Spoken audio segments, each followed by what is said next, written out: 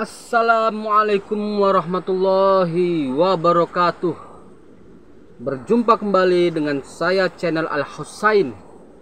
Saya akan melanjutkan kisah dari perbendaharaan lama yang ditulis oleh Dr. Buya Hamka, salah satu ulama dari tanah Minangkabau, Danau Maninjau. Episode kali ini saya akan melanjutkan ke bagian bab 3. Bagian kedua, bagian ketiga, bab ketiga. Bagian ketiga, bab ketiga. Yaitu Sayyid Sulaiman Al-Jufri.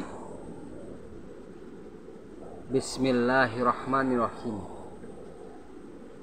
Bab ketiga, Sayyid Sulaiman Al-Jufri. Minangkabau di tahun 1525 Masehi sedang dalam puncak kepanasan. Seluruh daerah telah jatuh ke dalam kekuasaan Belanda, tetapi kaum Padri mengatur pertahanannya dengan kuat dan gigih di bawah pimpinan yang cakap. Sebagaimana Tuanku Imam Bonjol, Tuanku Lintau, dan Tuanku Nan Receh di Kamang Agam. Telah banyak darah yang tertumpah dan telah banyak perubahan karena peperangan. Kedua belah pihak yang berlawanan, baik pemerintah Hindia Belanda ataupun kaum Padri sendiri, merasa bahwa satu waktu peperangan ini mesti berdamai juga, sehingga jika ada orang tengah yang dapat menunjukkan jalan yang tidak akan memalukan bagi kedua belah pihak, maulah mereka menuruti jalan itu. Waktu itu hidup seorang Sayyid yang masih muda di kota Padang, daerah pendudukan Belanda. Di samping seorang alim tentang hal agama Islam, ia pun luas pandangan, mengetahui keadaan negeri-negeri lain yang ada di sekitar Minangkabau. Pergaulannya dengan orang Belanda baik dan ia pun disegani oleh anak negeri, yaitu dialah Sayyid Sulaiman Al-Jufri. Segala yang terjadi itu diperhatikan dengan seksama. Perlawanan di Minangkabau adalah perlawanan perkara agama. Ia sangat terpercaya bahwa dapat mengambil peranan penting untuk menyelesaikan perselisihan itu. Namanya tiada tercela dalam pandangan orang Belanda, dan ia percaya pula berkat keturunannya bahwa pemimpin-pemimpin di Minangkabau tidak pula akan curiga terhadap dirinya. Dia sanggup hendak mencari penyelesaian. Sementara itu, ia pun mempunyai ambisi yang keras. Dari penyelesaian ini, ia akan mendapat keuntungan yang diakui oleh kedua belah pihak. Bukankah ia keturunan Sayyid? Bukankah di seluruh dunia Islam keturunan itu dihormati? Bukankah pula golongan mereka penyiar Islam yang utama di kepulauan bawah angin ini? Di Riau, Sayyid Zaid Al-Qudsi mendapat kedudukan baik dalam kerajaan. Di Siak, keturunan merekalah bin Syahab yang dirajakan. Setelah bis keturunan raja yang berdarah Melayu, di Aceh pun pernah ada keturunan Said menjadi Raja Aceh. Setelah punah keturunan Iskandar Muda mahkota alam, apa salahnya jika boleh jalannya ia pun menjadi Raja Minangkabau? Ini ambisi juga nih Said. Ia menerangkan maksudnya kepada residen Belanda di Padang bahwa ia sanggup menjadi orang perantara. Ia sanggup menemui pemimpin-pemimpin Padri hendak menyelami apakah niat sengaja mereka yang sebenarnya. Kolonel Steurs sebagai residen dan komandan militer di Padang menerima usulnya dan memberi mandat menjadi utusan Belanda menemui kaum Padri. Dengan hati besar dan percaya akan kekebalan dirinya sebagai seorang keturunan Rasul, ia pun berangkat ke pedalaman. Yang lebih dahulu ditujunya ialah Bonjol menemui Tuanku Imam. Ia diterima di Bonjol dengan serba kehormatan yang layak. Pertama, dalam kedudukannya sebagai utusan resmi pemerintah Hindia Belanda.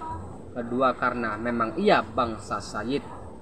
Setelah beberapa hari lamanya menjadi tamu yang dihormati di Bonjol, dinyatakanlah bahwa Belanda ingin bersahabat dengan orang Minangkabau dan sekali-kali tidak berniat hendak mengganggu agama Islam. Dengan lemah lembut dan sopan takzimnya, Tuanku Imam menjawab, "Habib, kami tahu cita-cita yang baik dari Habib. Memang tidaklah perlu darah ini tertumpah banyak. Akan tetapi ucapan Belanda yang seperti itu dahulu pun telah kami dengar juga seketika perjanjian damai di Pumasang. Padahal apabila niat suci itu memang ada, mengapa kota Lawas yang terang di bawah kuasa kami telah diduduki dan tidak ada niat rupanya hendak mengembalikan? Mengapa di tempat-tempat yang terang kami berkuasa selalu diganggu dan dikepung? Lagi jika benar Belanda hendak berdamai dengan kami, silahkan meninggalkan Luhak Agam, karena itu adalah daerah kekuasaan kami. Katakanlah kepada Belanda supaya ia menghormati perjanjian yang telah dibubuhinya tanda tangan sendiri." Habib tahu bagaimana arti janji bagi kita orang Islam. Pada rasa kami, dari pihak kami sendiri tidak pernah janji kami langgar. Di sana Said Al-Jufri bertemu dengan lebih besar dari yang dikira-kira sebelumnya. Bertambah sehari, bertambah sadarlah ia betapa sulitnya menghadapi daerah itu. Ketika berhadapan dengan Tuanku Imam yang telah tua itu, Tuan Said sadar bukanlah ia yang lebih banyak mengaji siapa Tuanku Imam, tapi Tuanku Imamlah yang lebih banyak menakar jiwa Tuan Said. Ketika Tuan Said memohon diri hendak meninggalkan Bonjol dan meneruskan perjalanannya ke Lintau, menemui Tuanku Pasaman, ia telah dilepas dengan serba hormat oleh Tuanku Imam dan diberi hadiah-hadiah. Akan tetapi sebelum ia berangkat, utusan pribadi Tuanku Imam telah berangkat lebih dahulu ke Lintau. Setelah Tuan Said sampai di Lintau, ia pun disambut dengan hormat lebih dari di Bonjol. Ketika berunding, pemimpin-pemimpin padri di sana bercakap lebih tegas lagi. "Maksud kami di Minangkabau ini tidak hendak merebut kuasa duniawi. Asal agama ini berjalan lancar, asal segala yang mungkar dihapus, dan Belanda memegang janjinya bahwa Islam tidak akan diganggu, kami suka berdamai dan kami suka berunding." Tuan Said bertanya, "Sudikah tuan-tuanku mengirim delegasi ke Padang?" "Dengan segala senang hati kami bersedia berunding ke Padang."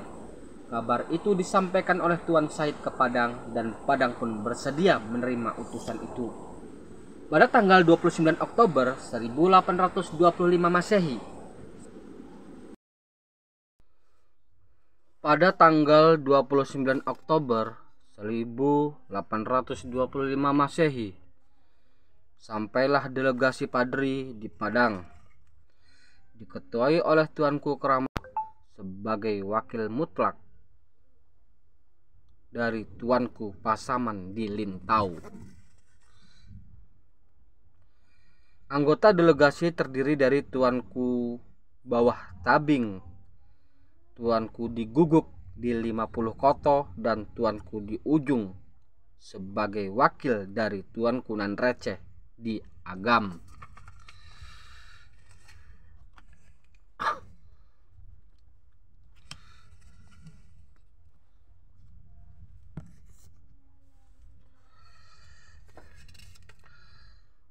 Diiringkan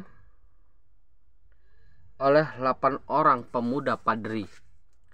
Mereka masuk ke dalam kota Padang dengan jubah kebesarannya, serban melilit kepala dan keris tersisip di pinggang dan tasbih di tangan kiri. Keamanan mereka dijaga rapi oleh militer Belanda. Pada 15 hari bulan November 1825 Masehi, selesailah perundingan dan ditandangi oleh kedua belah pihak.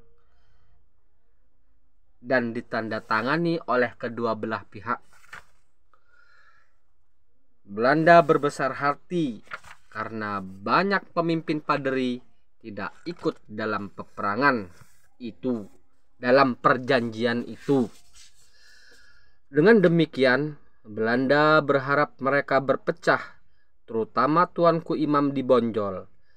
Dalam perjanjian itu, kaum Paderi mengakui kuasa Belanda di Padang dan beberapa bentengnya yang lain. Dan Belanda pun mengakui kekuasaan kaum Paderi di Lintau, 50 Koto, Talawi, dan Kamang.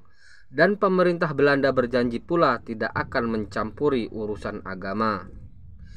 Tuan Said sangat gembira atas berhasilnya tugas yang dilakukannya.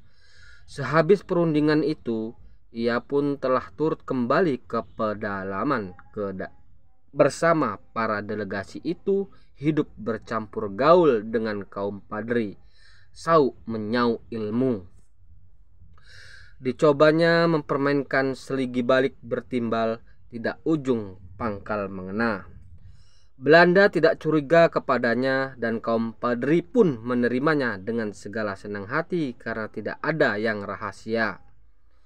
Akan tetapi Said tidak tahu bahwa kaum Paderi tahu pula apa pekerjaan beliau di balik layar, yaitu memecah belah pemimpin besar Paderi di antara satu dengan yang lain, terutama memperhebat perselisihan pimpinan di Bonjol dengan di Rao. Karena pekerjaan-pekerjaannya yang dipandang menguntungkan oleh Belanda, beliau diberi gelar Raja Perdamaian. Pada satu saat Tuan Kunan Receh, pahlawan Paderi Agam yang gagah itu, dalam sidang dihadiri oleh Tuanku di Guguk, dan Tuan Kunan Receh berkata terus terang, "Habib tidak usah khawatir, kami ini adalah berjuang untuk tegak agama, tidak lebih dari itu. Sehingga jika Belanda hendak memberhentikan Regen Tanah Datar yang dahulunya Raja Pagaruyung dan penggantinya dengan Habib, kami akan menjunjung tinggi perintah Habib dan mengakui kedaulatan Habib. Asal satu syarat dipenuhi, yaitu benar-benar Habib hendak menegakkan Islam dalam daerah ini, menegakkan perintah Allah Subhanahu wa taala dan Nabi Muhammad SAW sebagaimana tersebut dalam Al-Quran. Jika ada yang menyanggah kedaulatan Kompeni Lantaran itu yang tegak sebagai pelindung Habib, kami beri ajaran yang setimpal. Jika ada yang menyanggah kedaulatan Kompeni Lantaran itu yang tegak sebagai pelindung Habib, kami beri ajaran yang setimpal." 4 tahun lamanya Said Sulaiman Al-Jufri bekerja keras menimbulkan damai itu sehingga layaklah gelar yang diberikan Belanda kepadanya, Raja Perdamaian, yakni sejak tahun 1825 Masehi sampai tahun 1829 Masehi. Akan tetapi kian lama kian nyata pula oleh kedua belah pihak, baik kaum Paderi atau kaum adat, keinginan beliau yang keras supaya Raja Perdamaian itu menjadi kenyataan.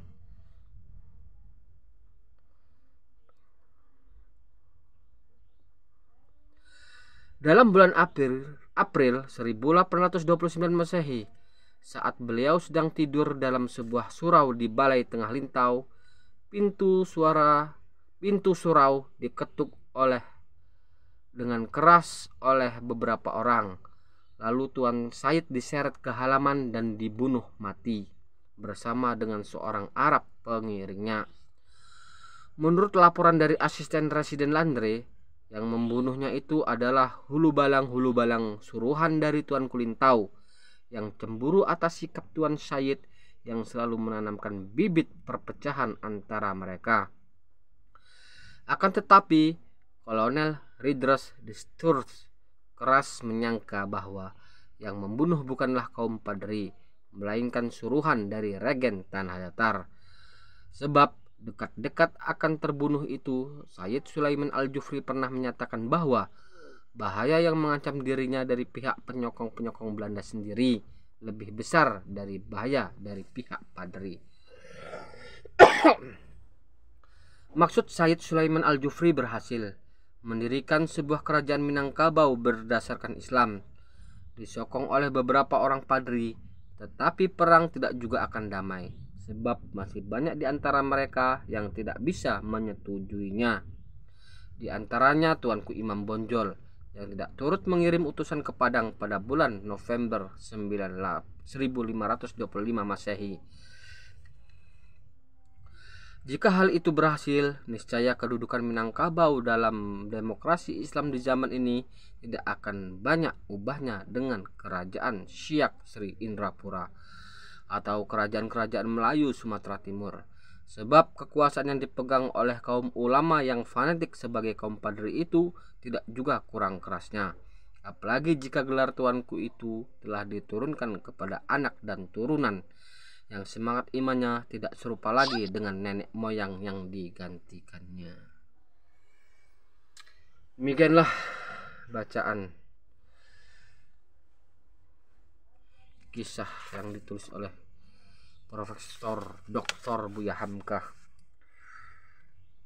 bab ketiga, yaitu Sayyid Sulaiman Al-Jufri.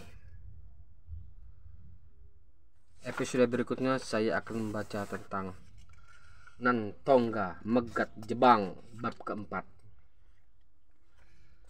Subhanakallahumma wa bihamdika asyhadu alla ilaha illa anta astaghfiruka wa atubu ilaik.